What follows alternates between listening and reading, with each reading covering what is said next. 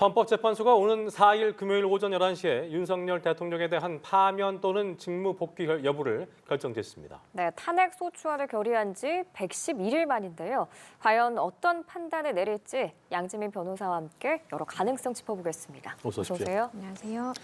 자, 윤 대통령 탄핵 심판에 대한 심리가 역대 최장 기간의 수기 기록을 매일같이 갈아치우는 상황에서 드디어 모두가 궁금해왔던 선고일이 나왔습니다. 오는 금요일 오전 11시로 확정이 됐는데요. 과거 사례를 봐도 금요일 오전에 선고가 됐었기 때문에 이번에도 그 흐름을 이어갔다 이렇게 볼 수 있을까요? 그렇습니다. 이 과거 전례를 비춰보더라도 노무현 전 대통령이라든지 박근혜 전 대통령 탄핵 심판의 경우에도 금요일에 선고가 됐습니다. 예. 아무래도 사회적으로 미칠 파장이라든지 그 파급 효과를 고려를 했을 때 그래도 이 금요일에 선고를 하면 주말이 어느 정도 완충작용을 할 수가 있기 때문에 그러한 판단이 아마 고려가 됐을 가능성도 있겠고요. 예. 그리고 매주 목요일에 2주 간격으로 헌재가 정기 선고를 합니다. 그렇기 때문에 목요일은 안 되고 그리고 뭐 보궐선거라든지 이런 일정들을 고려를 했을 때 예. 금요일이 가장 적합하다라고 해서 기일 지정이 된 것으로 보입니다. 네. 지금까지 11일 차례에 걸친 이 변론이 있었고 그리고 모두 16명의 증인이 출석을 했습니다. 정말 네네. 과거의 전례에 비추어 보더라도 노무현 전 대통령, 박근혜 전 대통령의 탄핵 심판과는 굉장히 절차적으로나 여러 가지 면에서 좀 차이가 있었다라고 보이고요. 예. 헌재가 이렇게 숙고한 만큼 모두를 만족시킬 수 있는 그런 결론은 아닐지 모르겠지만 과연 얼마나 이제 이 숙고된 그러니까 완성이 된 결론을 내놓느냐 여기에 모두의 관심이 쏠리고 있는 상황입니다. 그렇군요. 네, 선고일의 그 생중계 여부도 관심이었습니다. 과거도 전직 대통령 사례처럼 이번에도 생중계 그리고 일반인 방청을 허가했는데요. 이 헌재의 첫 생중계 선고가 내려진 게 노무현 전 대통령 선고 때인데 이게 지금 생중계를 허가한 배경은 뭐라고 봐야 할까요? 일반적으로 노 전 대통령이라든지 박근혜 전 대통령 때에도 일반 국민들의 그런 관심도라든지 국민들의 알 권리 이런 것들을 고려를 했을 때 그래도 선고기일에는 생중계를 하는 게 적절하다라고 당시에도 판단이 됐었어요. 예. 헌재에서 선고를 할 때 생중계를 하느냐 마느냐를 판단하는 것은 또 전적으로 재판관들이 결정을 하게 되는 것입니다. 그래서 이번에도 아무래도 뭐 어떻게 보면 역사에 남을 순간인 것이고 기각이 되든 인용이 되든 그리고 모든 국민들이 이 탄핵 심판에 굉장히 지대한 관심을 갖고 있기 때문에 생중계하는 것이 적절하다라고 판단을 했을 것으로 보이고요. 예. 지금까지 헌법 소원 3건 등 5건의 선고를 했던 과정에서 생중계를 결정한 바가 있습니다. 그래서 그만큼 국민들의 관심도를 고려한 판단이다라는 생각은 들긴 하는데 이것이 자칫 잘못하면 시간차를 두고 생중계를 하면 우리가 바깥에서는 결론을 늦게 알다 보니까 어떠한 뭔가 격한 시위라든지 소요행위라든지 이게 좀 지연이 되는 그러한 측면이 있는데 예. 생중계다 보면 바로바로 좀 알게 되는 측면이 있어서 예. 이 부분에 대한 안전상의 고려라든지 우려가 조금은 제기될 수 있는 상황으로 보입니다. 그렇군요. 그 일반인 방청 같은 경우에는 추첨을 통해서 이루어지는 건가요? 일단은 일반인들도 모두가 들어갈 수는 없는 상황입니다. 예. 그렇기 때문에 당일에 이러한 절차적이라든지 아니면 추첨이라든지 이렇게 절차상에 대해서 결정을 해서 들어가게 될 것으로 보이고요. 예. 사실상 일반인이 앉을 자리는 매우 제한적일 것으로 예. 보여요. 왜냐하면 언론사들도 모든 언론사가 정말 집중을 하고 있는 그런 그렇죠. 사건이기 때문에 당사자들 그러니까 변호인단과 국회 소추인단 그러니까 양측이 앉고 그리고 방청석에 일반 취재진들이 앉고 그리고 네. 남은 자리를 개방을 할 것이거든요. 예. 그렇기 때문에 일부에 제한된다라고 보시는 것이 맞습니다. 그렇군요. 8인의 재판관들이 100일 넘는 시간 동안 수기를 거듭해 오다 보니까 이제 그 배경을 놓고도 여러 예상들이 나오기도 했는데요. 오늘 선고일이 지정됐다는 것 저희가 아까 이제 김태욱 기자 연결해서도 잠시 짚어봤습니다만 평일을 마치고 평결이 이루어졌는지 아닌지는 아직 알 수 없는 부분인 거죠. 그렇습니다. 그런데 이제 일반적인 경우를 고려를 했을 때 아직 편결이 이루어지지 않았을 가능성이 매우 높고요. 높군요. 네, 그러니까 재판장 등 일부가 조금 내가 시간이 더 필요하다라고 해서 늦춰질 가능성 하나와 예. 그리고 두 번째 가능성은 보안 유지 차원에서도 그렇군요. 선고 임박해서 직전에 편결을 하는 것이 전례에 비추어 봤을 때 맞습니다. 그래서 오전 11시이기 때문에 당일 일찍 편결을 한다라든지 이후라든지 아니면 그 전날 저녁에 판결을 함으로써 그때 결론이 나오는 것이기 때문에 결론이 나온 이후에 선고까지의 시간차를 최대한 줄이려고 아마 노력을 하게 될 것으로 보입니다. 그 부분 보면 이제 박 전 대통령 같은 경우에는 선고 당일에 최종 판결을 했다는 얘기가 있어서 이번에도 그럴 가능성을 배제할 수는 없는 거죠? 맞습니다. 그러니까 지금 아마 결정문의 경우에는 인용, 기각, 각하 결정문들이 다 작성은 초안은 완성되어 있을 거예요. 예. 왜냐하면 판결을 한 다음에 그걸 작성하기 시작한다고 하면 이건 시간이 굉장히 많이 소요되거든요. 그렇겠죠. 그래서 여러 가지 방향의 결정문이 있고 이 중에 우리가 어떤 것을 결정해서 외부로 내보낼지를 결정하는 절차만 남아 있는 것입니다. 그래서 당일 오전에 하더라도 시간적으로 크게 촉박하지는 않다라고 보이기 때문에 예. 전례에 비추어 봤을 때 박 전 대통령의 사례처럼 당일 오전에 판결을 할 가능성이 있겠고 만약에 판결을 하다가 별개 의견이라든지 조금 나의 의견을 담고 싶다는 경우가 있을 수가 있어요. 그럴 때에는 원래 완성되어 있던 그 초안에 별개 의견이라든지 아니면 보충 의견을 끼워 넣는 방식으로 이렇게 완성을 해서 최종적으로 서명을 하고 외부로 나가게 됩니다. 예, 그렇군요. 근데 이 최종 판결을 진행하는데도 순서가 정해져 있는 걸로 알고 있습니다. 주심인 정영식 재판관이 가장 먼저 의견을 제시하는 걸로 알고 있는데 이렇게 순서가 정해져 있는 이유가 따로 있나요? 일반적으로 헌재에 마련되어 이제 규칙에 따라서 이렇게 되는 것이고요. 주심 재판관의 경우에는 다들 기억을 하시겠지만 변론 기일에도 주심 재판관으로서 변론 기일을 주재하면서 양측의 이제 쟁점을 정리하고 이랬던 역할을 했습니다. 그렇기 때문에 이 사건에 대해서 그 처음부터 개요를 잡아 나간 그러한 당사자이기 때문에 주심 재판관이 가장 먼저 의견을 제시하게 되고요. 정영식 재판관이 아마도 이렇게 먼저 의견을 제시하게 될 것으로 보입니다. 예. 그 다음에는요. 가장 최근 임명된 재판관부터 의견을 개진하기 시작해서 마지막 제일 임기가 오래된 문영배 재판관이 마지막으로 의견을 개진을 함으로써 이렇게 판결의 절차가 이루어지게 됩니다. 판결이 된다면 당신은 뭐 기각, 당신은 각하, 당신은 인용해서 서로의 의견을 다 공유할 는 그러한 첫 자리라고 보는 것이 맞겠고요. 예. 결론이 도출되면 그 결론에 따라서 우리가 그럼 이 결정문을 외부에 공개를 한다, 선고한다, 정해지는 것이고 그러면 일부 별개 의견이나 보충 의견이 있을 수가 있어요. 그러면 그때에는 조금의 시간을 두어서 그 의견을 작성을 하고 그걸 함께 이제 첨부해서 나가는 방식입니다. 그 확정하는 시간이 이제 당일 오전이나 전날 맞습니다. 늦게가 될 수 있을 가능성이 크다는 말씀이신 거죠? 그렇죠. 그러니까 전례에 비추어 보면 당일 오전 가능성이 굉장히 높은데 평의가 어떻게 이루어졌는지는 모르겠지만 만약에 재판관들이 평의를 하는 과정에서 우리 의견이 정말 첨예하게 갈리는구나라는 생각이 있었다면 그만큼 별개 의견이라든지 보충 의견을 작성을 해야 되는 양이 늘어나는 것입니다. 네. 그렇다면 오전에는 우리가 아무리 일찍 모여서 하더라도 시간이 좀 촉박하다 하면 전날 저녁에 모여서 판결을 하고 그리고 이제 밤 시간 동안이라든지 오전 시간 동안 별개 의견, 보충 의견, 그리고 소수 의견 각각 작성을 해서 이걸 취합해서 최종 검토를 하게 되고요. 검토한 다음에는 각 재판관이 서명을 합니다. 내가 확인을 하고 이것이 나의 의견이 맞다라는 취지의 서명을 하게 되는 것이고 다음 선고하게 되는 것입니다. 그동안의 평의도 중요했습니다만 앞으로 이제 한 이 사흘이 정말 중요한 거네요. 그러니까. 맞습니다. 사흘에 모든 운명이 달려 있다라고 보는 것이 맞죠. 그렇군요. 자, 선고일이 확정되면서 이제 구체적인 선고 절차에도 관심이 쏠리고 있습니다.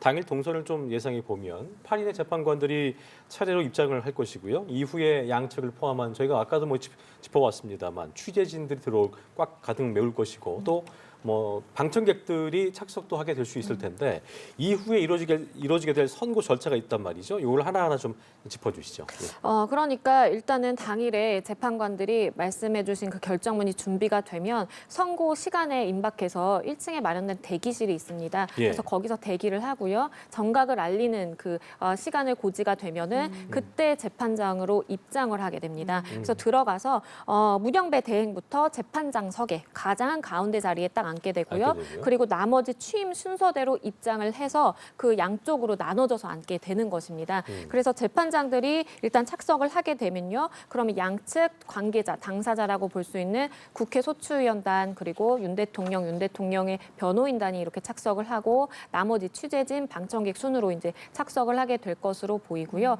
그렇게 된 다음에는 이제 탄핵 심판 선고이기 때문에 주문을 읽는 즉시 그 효력이 발생하거든요. 네. 그래서 그 시간까지 확인하겠습니다 해서 당시에 그 읽어 내려가는 당시에 그 시간을 딱 확인을 해서 이야기를 하게 되고요. 예. 나중에는 그 시간이 결정문에 담겨서 몇 월 며칠 몇 시 몇 분 이후로 효력이 발생한다라는 것까지 이제 명기가 되게 됩니다. 예, 이 헌재 선거 순서가 주목받는 이유 중에 하나가 좀 어떤 순서로 선고를 진행하느냐에 따라서 초반부터 그 결정을 좀 미리 알 수 있기 때문이라고 하더라고요.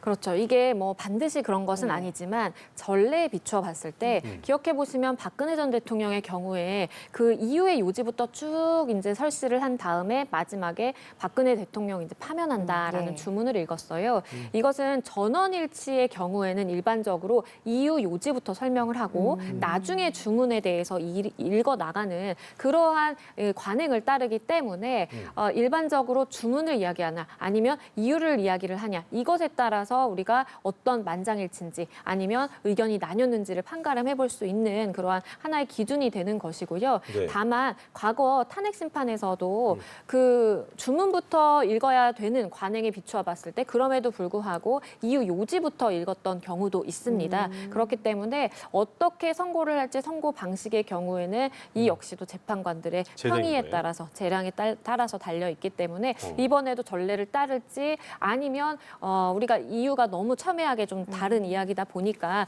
이것부터 설명하고 좀 결론을 이야기하겠다라는 방식으로 갈지 지켜볼 대목입니다. 그러니까 어쨌든 뭐 인용이냐 기각이냐 아니면 만장일치냐 소수 의견이 있느냐 이런 거에 따라서 주문을 먼저 낭독할지 아니면 선고 요지를 얘기할지는 뭐 관례적인 건 있습니다만 그렇죠. 달라질 수도 있다는 말씀이신 거죠? 그렇죠. 선고 순서는 상황에 따라서. 그렇죠. 재판부의 재량이기 때문에 뭐 강행 규정으로 볼 수는 없고요. 다만 전례에 비추어 봤을 때 만약에 이유 요지부터 읽어 내려간다 그러면 이거 전원 일치인가라는 이제 판단이 원래는 가능했죠. 그렇군요. 그 부분도 좀 관전 포인트가 될 것 같습니다.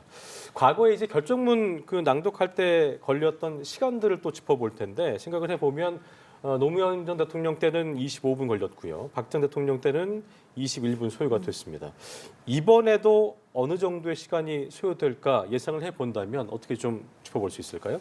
개인적인 생각으로는 노 전 대통령이라든지 박 전 대통령의 그 선고 시간보다는 더 소요가 될 가능성이 매우 높아 보입니다. 예. 왜냐하면 언급해 주신 것처럼 과거에 한 20분 내외 정도 소요가 됐어요. 그런데 노 전 대통령이나 박 전 대통령은 이 탄핵 심판 기일에도 출석을 하지 않았고 굉장히 첨예하게 다투는 그런 분위기가 아니었습니다. 예. 그런데 이번 윤 대통령의 심판 사건의 경우에는 매 기일마다 거의 첫 기일을 빼놓고는 다 출석을 해서 그냥 출석을 해서 앉아 있는 것뿐만 아니라 본인이 질문도 하고 변호인단도 굉장히 치열하게 법리 다툼을 했거든요. 예. 법리 다툼이 치열했다라는 말은 재판관들 입장에서는 설시해야 되는 이유의 양이 늘어난다라고 보는 것이 맞겠고요. 예. 그만큼 하나하나 짚어줘야 되는 쟁점들이 많은 상황이기 때문에 아무래도 전례에 비추어 본 그 20분 예외보다는 훨씬 더 많은 소요 시간이 필요하다라는 생각이 들고요. 예. 만약에 하나의 관전 포인트는 재판관들의 그러한 그 의견이 기각, 각하, 인용으로 완전히 다 이 세 갈래로 나뉘어 있다라고 한다면 그에 대한 이유도 다 이제 붙여서 설명을 해야 되는 부분이 있기 때문에 과거 한덕수 대행의 선고만 보더라도 굉장히 시간이 오래 걸렸잖아요. 그렇죠. 그래서 윤 대통령의 경우에도 의견이 나뉜다면 시간이 길어질 수밖에 없습니다. 그렇군요. 말씀해 주신 것처럼 윤 대통령이 11차례 변론 중에 8차례를 직접 출석을 했습니다. 그렇기 때문에 이번 금요일 4월 4일 선고기일에 직접 출석을 할지 여부도 굉장히 관심인데 반드시 출석을 해야 하는 건 아니잖아요. 맞습니다. 탄핵 심판의 선고에 있어서는 양 당사자의 출석 의무는 없습니다. 그래서 국회 소추위원단도 출석하지 않아도 되고 윤 대통령도 출석하지 않아도 됩니다. 그냥 선고 기일이 지정되어 있으면 그 시간에 맞춰서 선고문을 낭독하게 되는 것입니다. 예. 그런데 다만 이제 윤 대통령은 과거 전례를 비춰봤을 때 굉장히 좀 적극적으로 탄핵 심판에 참여를 해왔고 그리고 본인이 어떠한 그 예상을 하는가에 따라서 출석의 의지를 보일 가능성도 있어 보입니다. 예를 들어서 만약에 기각을 확신한다, 기각 내지는 각하를 확신한다라고 한다면 출석을 해서 당당하게 본인이 그러한 선고를 듣고 그리고 나가서도 지지자들에게 어떤 호소할 수 있는 목소리를 내기도 굉장히 좋은 그런 기회라고 볼 수도 있기 때문에 출석하게 될 가능성도 있어 보이고요. 예. 다만 이 주문이 어떤 방식으로 어느 방향으로 갈지는 모르겠지만 만약에 이 기각이 되든 아니든 간에 현직 대통령 신분으로서 참석을 하는 것이기 때문에 예. 경호의 문제가 있을 수 그렇죠. 있어요. 그래서 경찰도 그 일대를 진공 상태로 만들겠다라고 했는데 대통령이 출석을 해버리게 되면 뭐 그 계획에 좀 차질이 빚어질 수 있거든요. 그렇기 때문에 그러한 경호 문제도 폭넓게 고려를 해서 판단하게 될 것으로 보입니다. 예. 자, 그렇다면 이제 금요일 오전 11시 어떤 결정을 내릴 것인가 저희가 여러 경우의 수를 하나하나 짚어보게 될 텐데요. 인용, 기각, 각하입니다. 세 가지의 가능성이 있고요. 가장 큰 관심은 이 중에서 헌법재판소가 어떤 판단을 내릴까일 텐데 먼저 인용이 되기 위해서 어떤 조건들이 충족이 돼야 하는 건지 하나하나 좀 짚어보도록 하죠. 예. 네, 지금은 헌법재판관이 9명이 아니라 8명 있는 상황입니다. 8명 중에 6명이 인용의 의견을 밝히게 되면 예. 윤 대통령의 탄핵 심판은 인용이 되는 것이고 주문을 읽는 즉시 윤 대통령은 파면이 되는 것입니다. 예. 다만 6인이 미치지 못하는 그러한 상황이라면 5명 이하의 상황이다라고 한다면 기각 결정이 나오게 되고요. 하나의 변수는 기각이 의견이 아니라 각하가 4명이 넘어가게 된다. 4명 이상이 된다라고 한다면 기각 결정문이 아니라 각하 결정문이 나오게 되는 것입니다. 그래서 인용일지 아니면 인용이 아니더라도 각하가 4명을 충족해서 각하가 될지 아니면 4명이 되지 않아서 기각이 될지 이것도 하나 지켜봐야 되는 부분 중에 하나인 것이고요.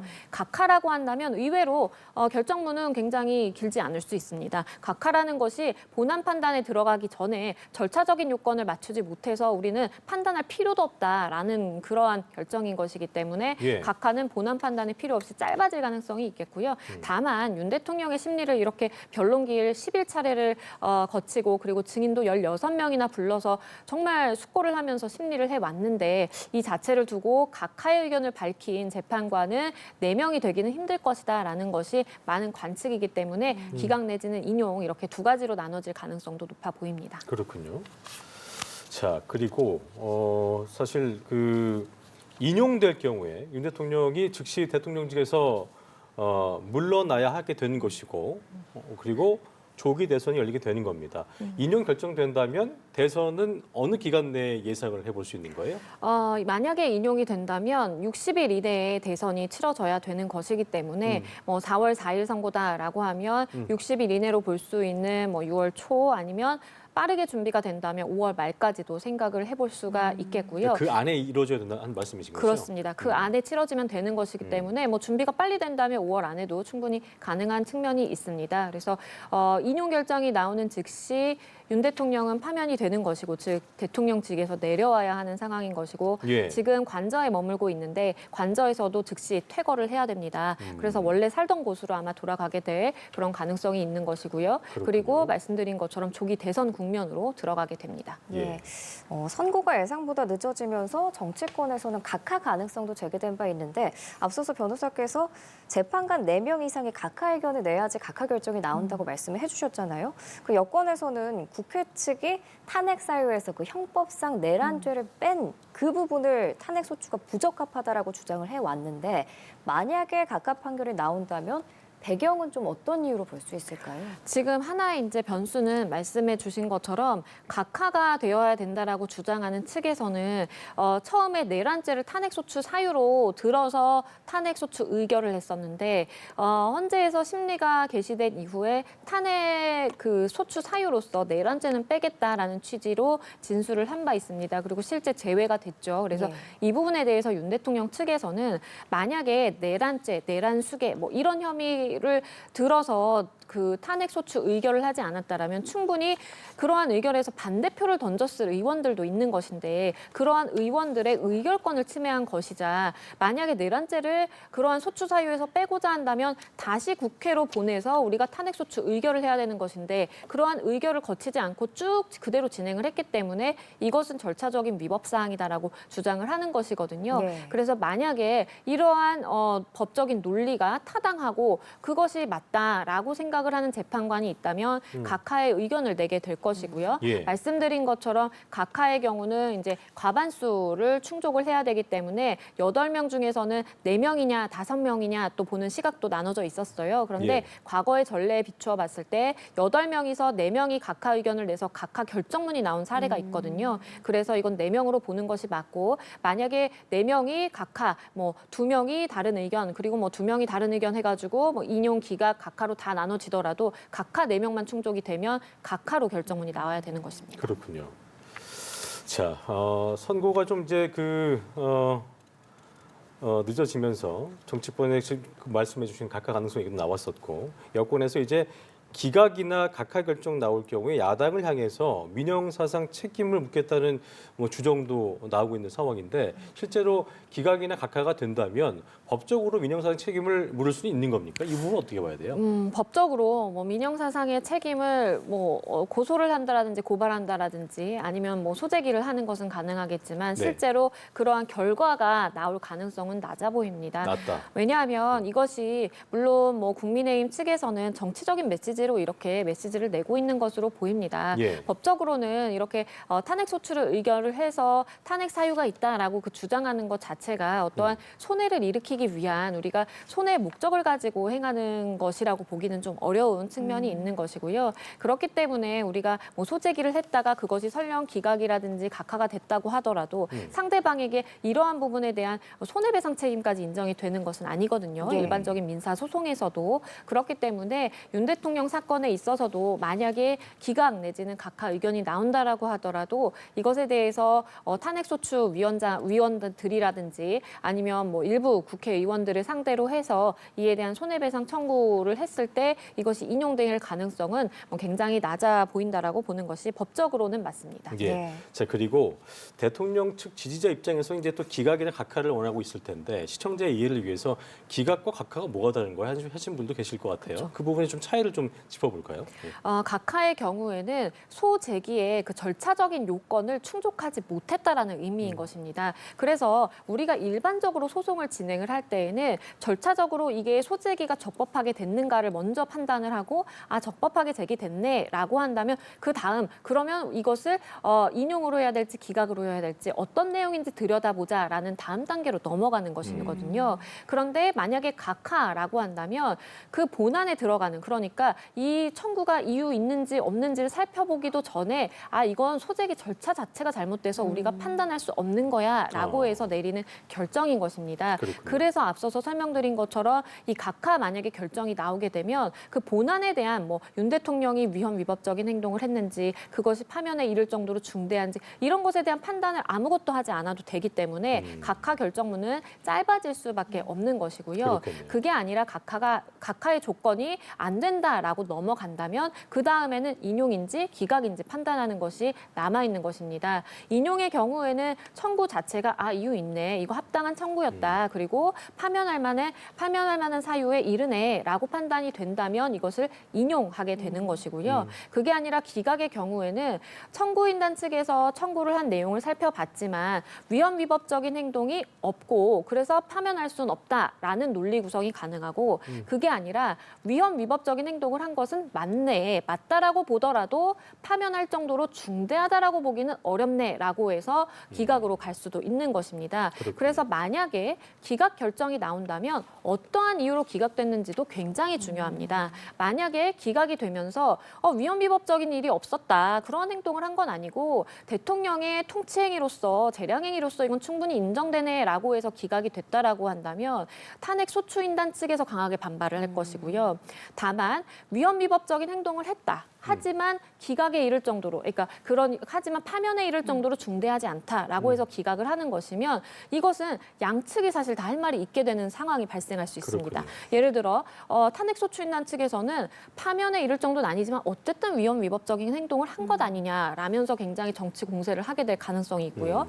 반대로 윤 대통령 측에서는 어쨌든 결론은 기각이다. 일부 위헌 위법적인 행동이 있을지 모르겠지만 그럼에도 불구하고 헌재에서 나의 파면이 아니라고 확인해줬다라고 있다라고 해서 만약에 기각이 되더라도 그 이유에 따라서 후폭풍이라고 할 수 있는 정치적인 공방이라든지 뭐 사회적인 파장은 피할 수 없을 것으로 보입니다. 그렇겠네요. 지금 말씀해 주신 것처럼 그동안 가장 큰 쟁점으로 꼽혔던 게 비상계엄 선포 행위가 과연 헌법과 법률을 중대하게 위반을 했느냐 그 그렇습니다. 여부거든요. 그러면 여기서 위법 행위의 중대성을 좀 판가름할 그런 건 어떤 게 있을까요? 그 역시도 재판관들은 사실 판단에 달려 있는 것이죠. 왜냐하면 이진숙 방통위원장의 탄핵 심판을 보더라도 4대4로 의견이 갈리기는 네. 했지만 어떤 재판관들은 그러한 위헌 위법적인 뭐 행동이 있었다라고 전제를 했을 때 그것에 대해서 파면에 이를 정도라고 4명은 본 것이고 4명은 그 정도가 안 된다라고 본 것입니다. 그렇기 때문에 이것은 철저하게 각 재판관들이 본인의 헌법적인 양심에 따라서 헌법 독립체로서 이 대통령직을 수행할 만한 앞으로 대통령으로서의 그 직을 수행할 만한 정도의 파면에 이를 것인지 아닌지를 판단을 하는 것입니다. 예를 들어서 대통령직을 수행함에 있어서 앞으로 또 위헌 위법적인 행동을 할 가능성이 높다라고 본다면 이 직무 정지를 이어서 파면까지 이르는 것이 적당하다라고 보게 되는 것이고요. 네. 그게 아니라 일부 뭐 절차적인 하자라든지 아니면 법적인 하자라든지 이런 것들은 있었지만 넓게 봤을 때 대통령 측에서 주장하는 뭐 통치행위로 일환으로 볼 수 있다라든지 아니면 지금 윤 대통령 측에서는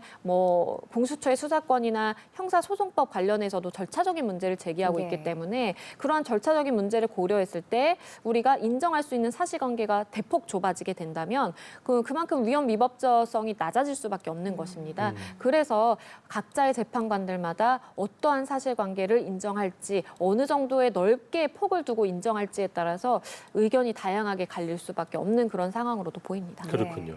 이게 보니까 역대 최장 수기가 좀 이어지면서 법조계 안팎에서는 이제 재판관 의견이 엇갈린 게 원인일 수 있다는 분석도 많이 있었잖아요. 그러니까 이제 만약에 만장일치가 아닌 소수 의견이 담기게 된다면 역대 대통령 선거 중에서 처음 있는 일이 될 것이고요. 그렇죠. 개인적으로 어떻게 좀 예상하고 계세요?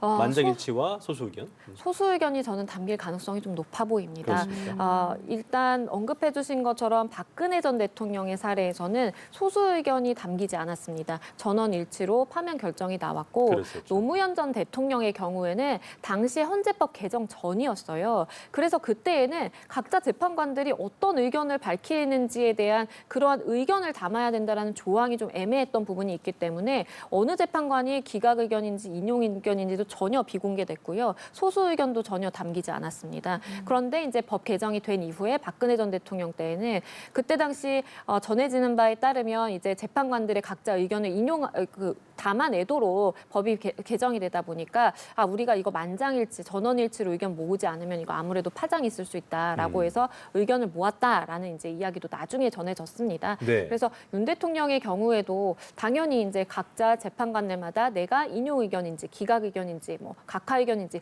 밝혀야 하는데 그러한 의견을 밝히는 데 있어서 소수 의견이라고 하면 다수의 법정 의견과는 반대되는 의견이거든요. 그러니까 인용이 만약에 된다라고 하면 난 기각을 선택했어 하면 그게 소수 의견으로 담기는 것이고 만약에 기각이 된다고 하면 인용 의견이 소수 의견으로 담기는 것이에요. 그래서 만약에 외부에서 이렇게 시간이 길어지는 이유에 대해서 아마 의견이 갈려서 그러는 것 같다라는 의견이 만약에 맞다라고 한다면 소수 의견을 담길 수밖에 없는 그런 상황으로 보이고요. 네. 제 개인적으로 보더라도 이게 숙고의 시간 동안 전원 일치의 의견을 모으기 위해서 그 시간이 길어졌다라고 보기에는 좀 어려운 측면이 있어 보여요. 그리고 재판관들의 입장이 정반대로 돌아서기는 좀 쉽지 않거든요. 네. 그래서 소수 의견이 담기게 될 가능성도 충분히 있어 보입니다. 그렇군요. 이제 선고일이 사흘 앞으로 다가오면서 헌재 주변 경비에도 비상이 걸렸습니다. 경찰이 가포 비상을 전 시도경찰청에 발령한 상황인데 아무래도 지난 박근혜 전 대통령 선고일에도 인명사고가 좀 있었고 저희가 서부지법 사태도 겪고 이러다 보니까 맞아요. 만반의 준비가 필요해 보이거든요.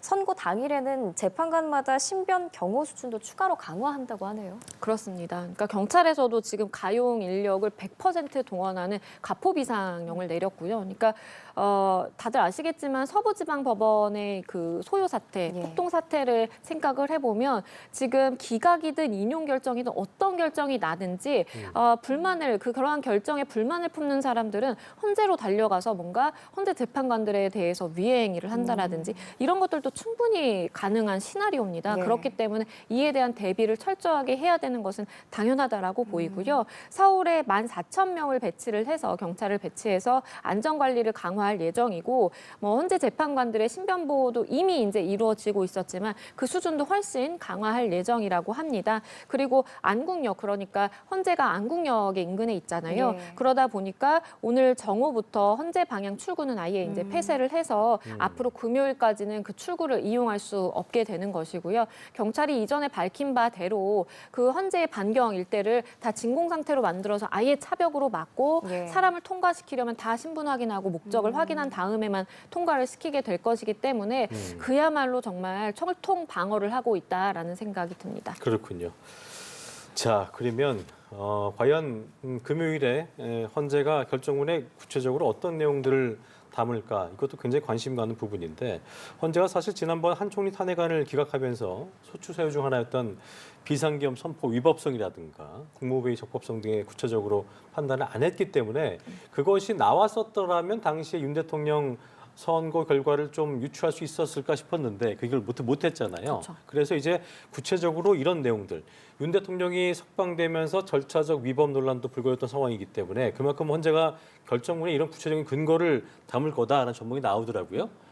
포함해서 좀 정리를 해볼까요? 그러니까 윤 대통령 측에서 굵직굵직하게 이 이의를 제기하고 있는 그런 절차적인 문제라든지 아니면 뭐 위헌 위법적인 행동을 부인하는 그러한 취지의 내용, 그 쟁점들은 다 담아내게 될 것으로 보입니다. 예를 들어서 지금 윤 대통령 측에서는 공수처에서 애초부터 수사권이 없음에도 불구하고 불법적인 수사를 지금 지속해 왔는데 예. 그러한 부분에 있어서 수사 기록을 다 이제 헌재가 받은 바 있습니다. 그래서 검찰의 수사 기록이라든지 공수처의 수사 기록 자체가 헌재에서는 아예 검토하면 안 된다라고 윤 대통령 측은 주장을 그러고 해왔거든요. 있잖아요. 예. 그래서 그러한 부분에 대한 그런 증거 조사 방법, 적절성에 대해서도 밝히게 될 것으로 보이고 더불어서 그 윤 대통령이 계속 제기를 해왔던 문제는 형사소송법에 따르면은 내가 부동의하면 일체의 자료를 인정해서는 안 되는데 그걸 근거로 사실관계를 판단을 하고 있다라고 해서 만약에 이 부분에 대해서 인정을 하게 된다면 윤 대통령 측의 주장을 받아들인다면 헌재가 근거로 삼을 수 있는 증거가 대부분 많이 사라지기 때문에 인정할 수 있는 사실관계도 좁아지는 것이에요. 그러면 그 좁아진 사실관계를 토대로 위헌 위법적인 행동을 했기 때문에 파면에 이른다라는 결정을 내리기엔 좀 논리적인 비약이 있을 수가 있는 거예요. 그렇기 때문에 그러한 사실관계라든지 증거 인정의 부분에 대해서 일단 한번 밝히고 넘어가게 될 것으로 보이고요. 예. 만약에 그 부분이 문제가 없다라고 헌재가 본다면 그 다음에는 이제 구체적으로 윤 대통령 행동이 위헌 위법적이었는지 당시 비상계엄을 선포한 것이 뭐 야당의 탄핵이라든지 이러한 횡포 예산안 삭감이라든지 그런 것 때문으로 말미암아서 경고성이라고 이야기를 했는데 이것이 정말 경고성으로 볼 수 있는 그런 객관적인 징표들이 있는지 이런 것들을 다 확인을 하게 될 것으로 보이고요. 일단 증인으로 나섰던 증인신문 절차를 생각을 해보면 일부 그 군 관계자들이 진술이 좀 엇갈리는 측면도 있었고 그리고 홍장원 차장을 생각을 해보면 외부에서 또 다른